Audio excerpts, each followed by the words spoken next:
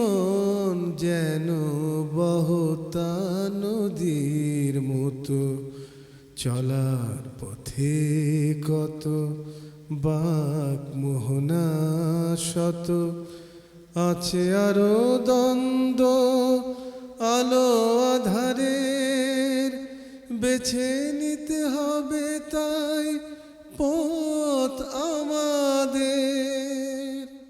আসসালামু আলাইকুম।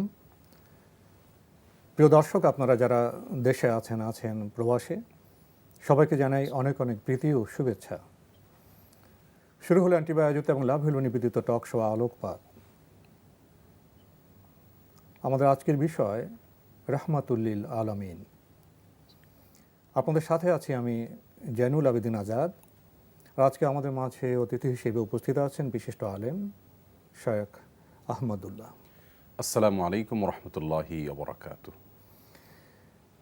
প্রিয় দর্শক, একজন মানুষ, একজন নবী, হযরত মুহাম্মদ মুস্তাফা সাল্লাল্লাহু আলাইহি ওয়াসাল্লাম, তিনি শুধু মুসলমানদের নবী নন, তিনি রাহমাতুল্লিল আলামিন। সমগ্র মানব জাতির জন্য তিনি নবী, এবং সৃষ্টি জগৎ, তার যে আচরণ, তার যে বাণী, সবার জন্য রহমত স্বরূপ। বর্তমান সভ্যতার প্রশ্ন হলো, এমন একজন মানুষকে, এমন একজন নবীকে আমরা কতটা উপলব্ধি করি এবং আমরা কতটা তাকে ধারণ করতে পারছি। তাই তো আমাদের এই আয়োজন, আমাদের এই পুনঃপাঠ, পুনর্মূল্যায়ন। চলুন আজকের বিজ্ঞ আলোচকের সাথে আমরা এই বিষয়ে কথা বলি। শেখ আহমদুল্লাহ, আমরা তো গত পর্বে আমাদের যে অনুষ্ঠান রাহমাতুল্লিল আলামিন, সেখানে রাসূল সাল্লাল্লাহু আলাইহি ওয়াসাল্লামের শাশ্বত শান্তির যে দাওয়াত, সে দাওয়াত বন্ধের জন্য মক্কার মুশরিক কাফেররা কী পদক্ষেপ নিয়েছিল এবং তার জীবনের সবচেয়ে কষ্টের বছরটির চিত্র কেমন ছিল, সে বিষয়ে আমরা কিছু জানার চেষ্টা করেছি। আজকে আপনার কাছে জানতে চাইব রাসূলের জীবনের সবচেয়ে কষ্টের বছর প্রসঙ্গে আরও কিছু কথা। রহমতুল্লাহ আলামিনের জীবনের সবচেয়ে কষ্টের বছরটিকে ইতিহাস গ্রন্থগুলো আমাল হুজন বা কষ্টের বছর বলে জানে। তিনি নিজে এটাকে নামকরণ করেছেন এবং তিনি নিজেই অভিহিত করেছেন যে আমার জীবনের সবচেয়ে কষ্টের সময়গুলো ছিল তখন। মৌলিক তিনটি কারণ ছিল এর, কেন এই বছরটি তার জীবনের সবচেয়ে কষ্টের বছর ছিল। আমরা জানি ওহুদের যুদ্ধে রহমতুল্লাহ আলামিনের প্রতি যে বর্বরচিত আক্রমণ করেছিল নিষ্ঠুরেরা, কাফিরেরা, তার মতো আরও খন্দকের যুদ্ধে গোটা মদিনার সমস্ত মুসলিমদেরকে ধ্বংস করে দেওয়ার জন্য যে সর্বগ্রাসী আক্রমণ চালিয়েছিল, আরও বিভিন্ন সময় যে সমস্যাগুলো হয়েছিল তার জীবনে, এই সবগুলোকে ছাপিয়ে তার জীবনের সবচেয়ে বড় দুঃখ এবং কষ্টের বছর কেন নবুয়তের 10ম বছরটি হলো। এই প্রসঙ্গে ইতিহাস গ্রন্থসমূহ পর্যালোচনা করেছে যে তিনটি এর মৌলিক কারণ। এক তো আমরা জানি যে ওই বছর তার সবচেয়ে বড় সহযোগী, তার সবচেয়ে বড় আশ্রয়দাতা, তার দাওয়াতের সবচেয়ে বড় পেছন থেকে নেপথ্যে থেকে এবং সামনে থেকে সবভাবে সহযোগিতা যিনি করেছেন সে আবু তালেব, আপন চাচা, তার মৃত্যু হয়েছিল আমরা জানি এই 10ম বর্ষে নবুয়তের। এই বর্ষে আবু তালেবকে হারানোর আগ পর্যন্ত আমরা জানি এবং বিগত বিভিন্ন পর্ব আলোচনা করেছি যে মক্কার মুশরিকরা কিন্তু রহমতুল্লাহ আলামিনের দিকে চোখ তুলে তাকাবার দুঃসাহস কখনো তারা করেনি, আগলে রেখেছিলেন আবু তালেব। তো এমন একজনই যখন আশ্রয়দাতা থাকে আর তিনি যখন চলে যান, পরিস্থিতি কি হয় সেটা বলাই বাহুল্য। কিন্তু তার মৃত্যুর যে শোক বা কষ্ট, এটা সামলে ওঠার আগেই কোনো ইতিহাসবিদদের মতো মাত্র 3 দিনের মাথায়, আর অনেকের মতে 3 দিন নয় বরং 2 মাসের মাথায় রাসূল করিম সাল্লাল্লাহু আলাইহি ওয়াসাল্লামের জীবনের আরেকজন বড় সহযোগী, তার সহধর্মিণী, তার জীবন সঙ্গিনী খাদিজা রাদিয়াল্লাহু তাআলা আনহা দুনিয়া থেকে চলে যান খুবই নিকট সময়। মানে এমন একটি বিষয় যে খাদিজা রাদিয়াল্লাহু তাআলা আনহার সাথে তুলনা করার মতো আর কাউকে পাওয়া যায় না। আম্মাজান আয়েশা রাদিয়াল্লাহু তাআলা আনহা বলেছেন যে রাসূল করিম সাল্লাল্লাহু আলাইহি ওয়াসাল্লাম খাদিজা সম্পর্কে খুব বেশি যখন বলাবলি করতেন, তো সাধারণত মেয়েদের মধ্যে একে অন্যের প্রতি এক ধরনের প্রতিযোগিতা থাকে। এই প্রতিযোগিতা থেকে আম্মাজান আয়েশা কিছুটা মানে স্ত্রী সুলভ আবদার থেকে বললেন যে বা ইয়া রাসূলুল্লাহ, অভিমানও করতেন। হ্যাঁ, যে আপনি শুধু ওই বৃদ্ধ মহিলার কথাই এত বেশি বলেন। তখন রাসূল করিম সাল্লাল্লাহু আলাইহি ওয়াসাল্লাম বলতেন যে দেখো, যখন সবাই আমাকে অবিশ্বাস করেছে তখন সে ভদ্রমহিলা আমাকে বিশ্বাস করেছেন। যখন সবাই আমাকে মিথ্যা প্রতিপন্ন করেছে তখন তিনি আমাকে সত্যায়ন করেছেন। যখন কেউ আমাকে সম্পদ দিয়ে সহযোগিতা করেননি তখন তিনি তার সম্পত্তিতে আমাকে অংশ দিয়েছেন, আমাকে ব্যবসার জন্য সম্পদ দিয়েছেন, বিশ্বাস করেছেন। আল্লাহ সুবহানাহু ওয়া তাআলা আমার একাধিক স্ত্রী থাকার পরেও কারোর থেকে সন্তান আল্লাহ তাআলা দেন নাই, সকল সন্তান তার থেকে দিয়েছেন।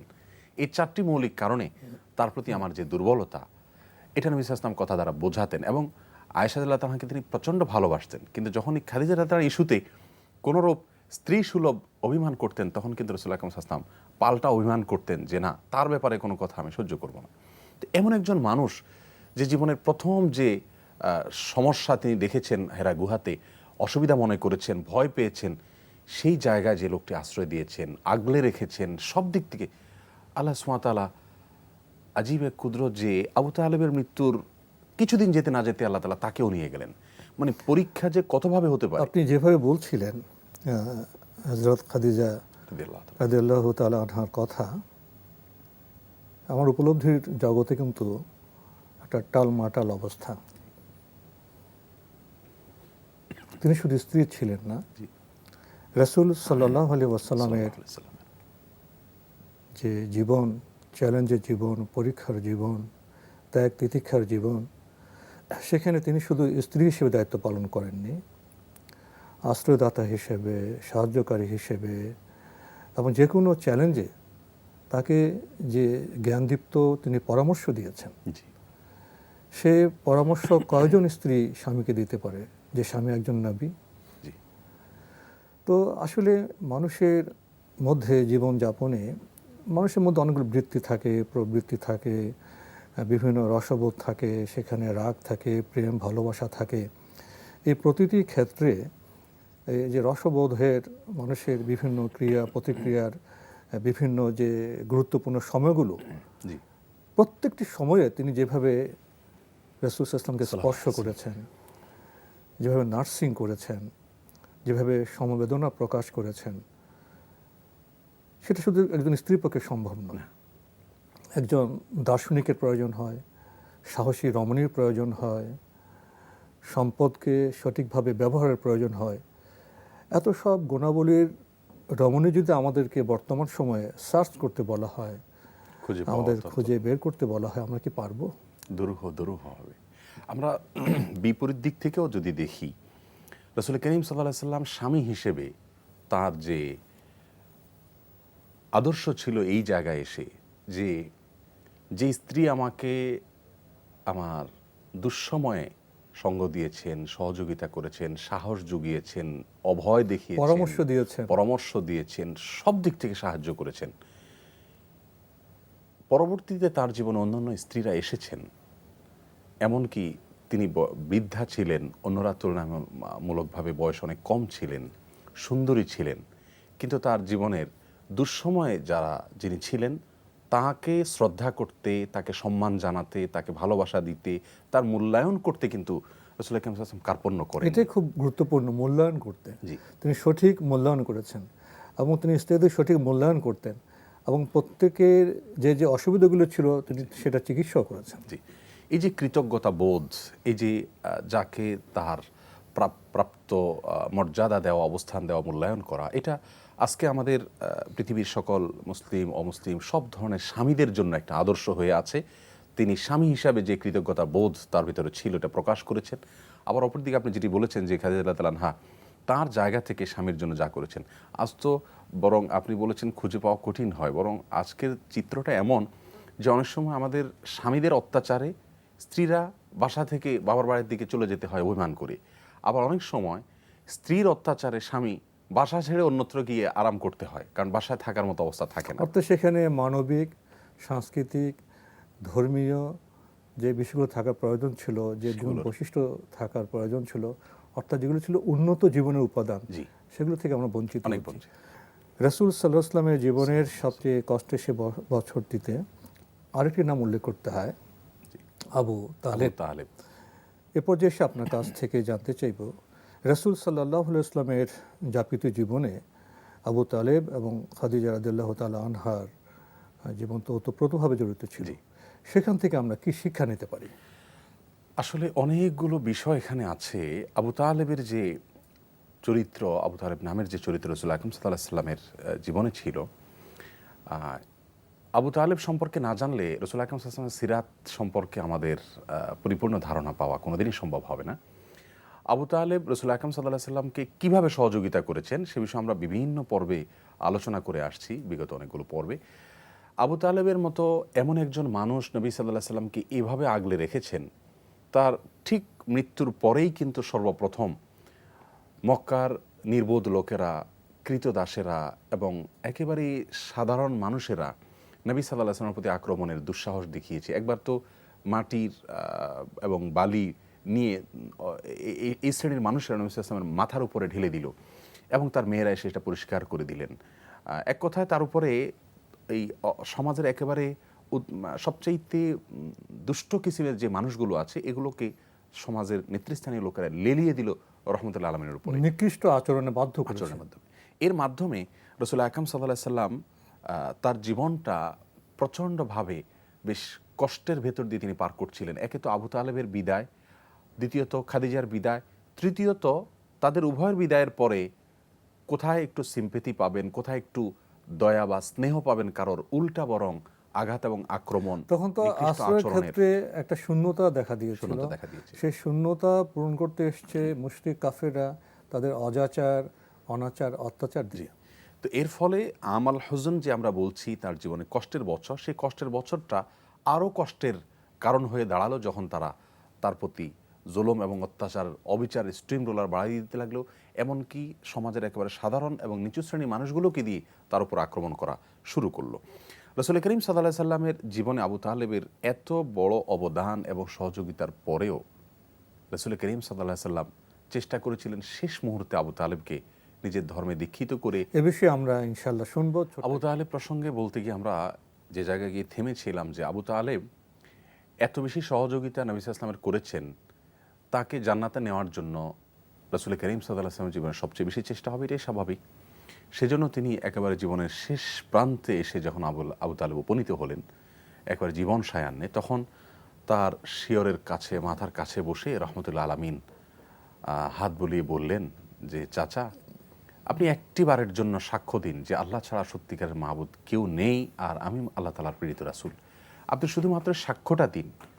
আপনি এখন চলে যাচ্ছেন, আপনার সালাত, সিয়াম, যাকাত, ইসলামের কোনো বিধিবিধান মানার সুযোগ আপনার তৈরি হয়নি। সিয়াম তো তখন শুরুই হয়নি, সালাত ছিল, কারণ আপনি ইমানই আনেননি। অর্থাৎ আপনি শুধুমাত্র এই স্বীকারোক্তিটা দিয়ে আপনি চলে যান, আমি আল্লাহর কাছে আপনার হয়ে আল্লাহর কাছে আমি আর্গুমেন্ট করব, দাবি করব, আপনাকে জান্নাতে নেওয়ার জন্য সুপারিশ করব। রহমতুল্লাহ আলামিনের এই কথা বলার পরে তার পাশেই ছিলেন আবু তালেব সহ, আবু জাহাল সহ আবু তালেবের জীবনসঙ্গী যারা ছিলেন, নেতারা, সমাজের নেতৃবৃন্দ, তারা আবু তালেবের দিকে তাকিয়ে বললেন যে তুমি জীবনের শেষ মুহূর্তে তোমার বাপদাদার ধর্ম ছেড়ে এই ভাতিজার কথা শুনেই তুমি যাবে? তখন আবু তালেব জীবনের শেষ মুহূর্তে তার কথা ছিল আলা মিল্লাতে আব্দুল মুত্তালিব, অর্থাৎ আমার বাবা আব্দুল মুত্তালিবের ধর্মের উপরেই আমি এই পৃথিবী ত্যাগ করছি। মানে পূর্ববর্তী যে ধর্ম ছিল, জি, সেই ধর্মের উপরে আমি যাচ্ছি। আবু তালেবের এই মৃত্যুর পরে রাসূল করিম সাল্লাল্লাহু আলাইহি সাল্লাম খুবই কষ্ট পেলেন যে চাচাকে বাঁচাতে পারলাম না জাহান্নাম থেকে। একজন মানুষ যদি শুধুমাত্র আল্লাহর প্রতি ঈমানটা আনয়ন করে সঠিকভাবে, তাহলে তার জন্য জান্নাতে যাওয়ার একটা গ্যারান্টি এবং নিশ্চয়তা হয়ে যায়।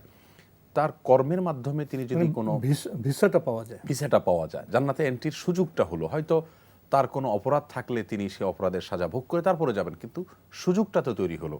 কিন্তু চাচা তো সেই সর্বদেশে যাওয়ার ভিসাটা তো পাওয়া গেল। কিন্তু আমার চাচা সারা জীবন আমাকে আশ্রয় দিলেন, আমাকে সহযোগিতা করলেন, কিন্তু সেই চাচাকে আমি শেষ পর্যন্ত ভিসাটা দিতে পারলাম না, মুক্তির পথে নেওয়া গেল না। তখন রাসূল আকরাম সাল্লাল্লাহু আলাইহি ওয়াসাল্লামের কাছে একমাত্র বিকল্প ছিল আল্লাহর কাছে এখন বিশেষভাবে তার জন্য দরখাস্ত করা। এজন্য তিনি তার মৃত্যুর পরপরই বলেছেন, আল্লাহর শপথ, হে চাচা, আপনি চলে গেলেন, আমি আপনাকে ঈমানের পথে আনতে পারলাম না। আমি কিন্তু আমার রবের কাছে আপনার হয়ে ইস্তেগফার করব, ক্ষমা চাইব, আপনার জন্য আমি আল্লাহর কাছে মাপ চাইব, দোয়া করব, যতক্ষণ পর্যন্ত আমার জন্য এটা নিষিদ্ধের কোনো বিধান না আসে।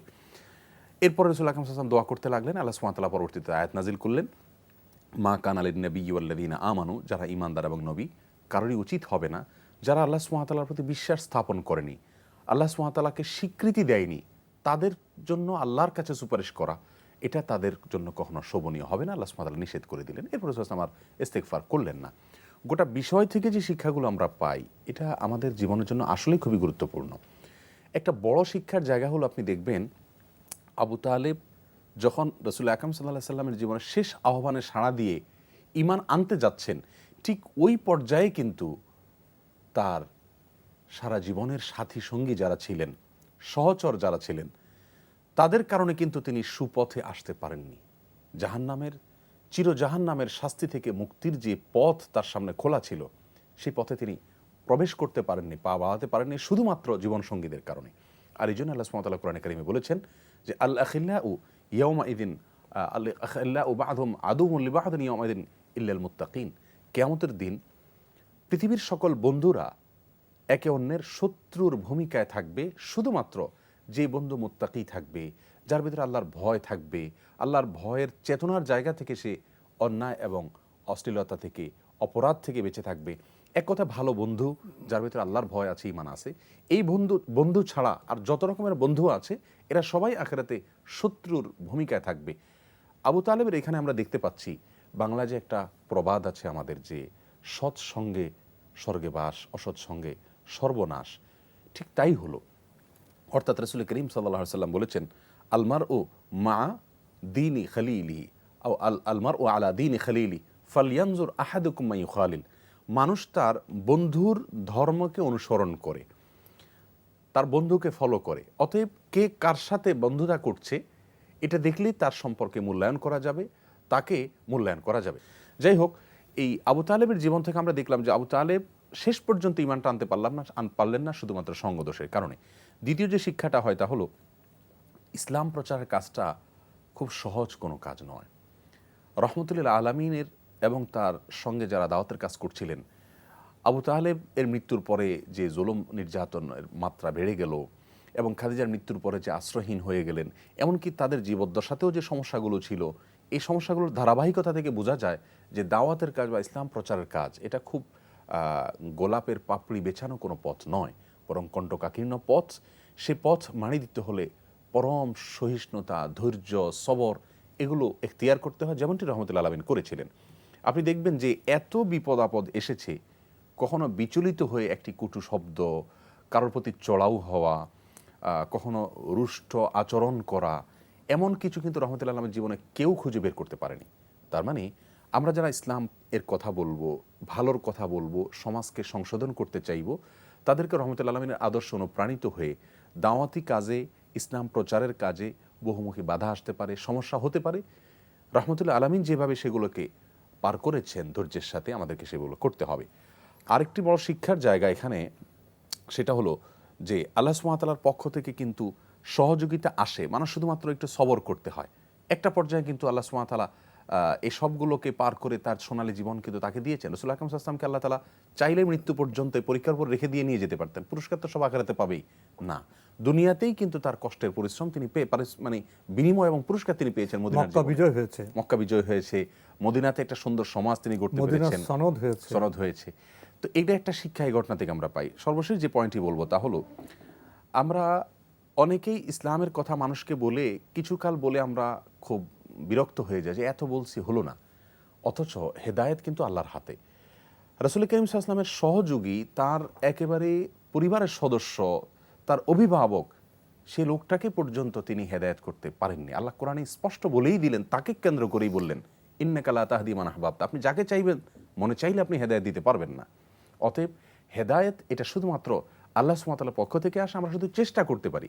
আমরা চাইলেই আমার চেষ্টা আমাদের দায়িত্ব, এই দায়িত্ব আমাকে পালন করতে হবে, প্রচেষ্টায় রত থাকতে হবে, ধৈর্যের সাথে, উত্তম কৌশলের সাথে।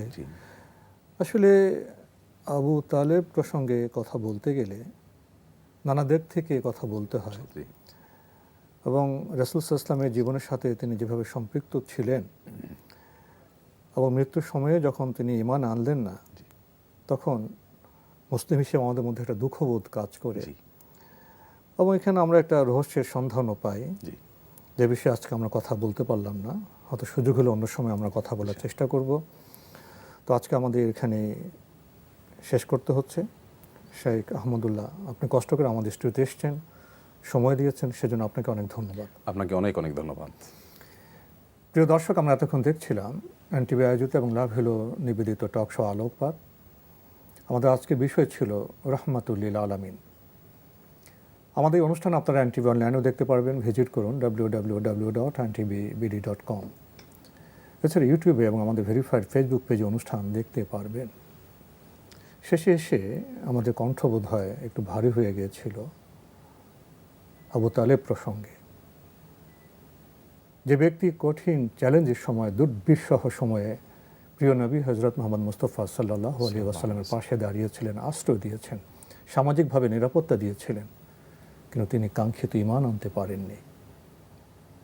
এখানে বোঝার মতো বিষয় হলো তার যে সামাজিক পরিবেশ, অভিজাত শ্রেণীর যে চিন্তা, ধর্মবোধ, ঐতিহ্যিক চেতনা, সেখানে এসে তিনি হেরে গেছেন।